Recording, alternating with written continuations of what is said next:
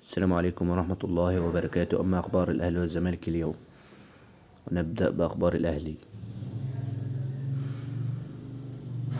تصريحات مارسيل كولر بعد مباراة فلامينجو: أهدرنا فرصة كان يجب أن تسجل بنسبة 100%.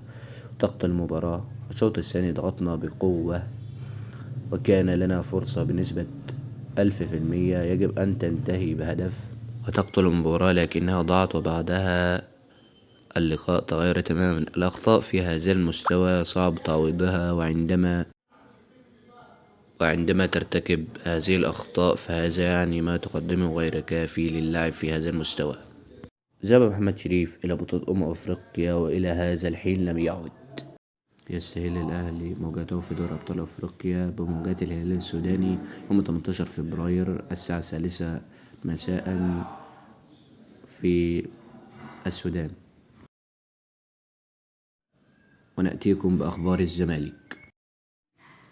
مرتضى منصور رئيس الزمالك أبلغ مجلس الإدارة بأن أسامة نبيه سيرحل عن تدريب الفريق قريبا.